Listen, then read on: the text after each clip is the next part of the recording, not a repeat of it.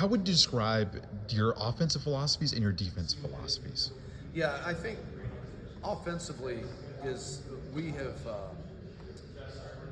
I believe that you have to be able to have balance to the offense. Okay, and now that doesn't mean you throw it 50% of the time, run it 50% of the time, but you have to have the foundation to where you rely on physicality and running the football, but to also know to be successful and to win at the highest level, you're going to have to be able to throw it, not only when you need to, but also when you have to. Like in terms of like it's end of game, 2 minute situations. Like you got to be confident in all this stuff.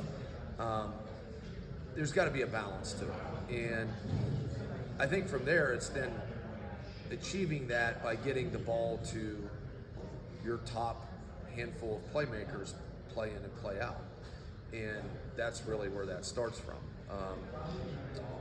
And then defensively, it always starts with this: put yourself in positions to prevent big plays.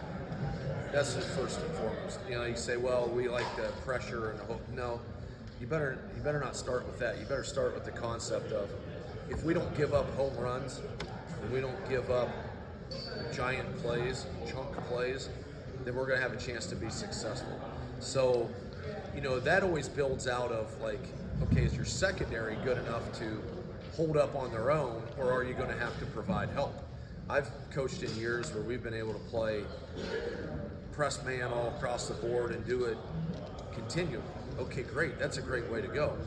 But to say, well, that's my philosophy, and then you don't have the people to do that, you're just going to have a philosophy of giving up big plays.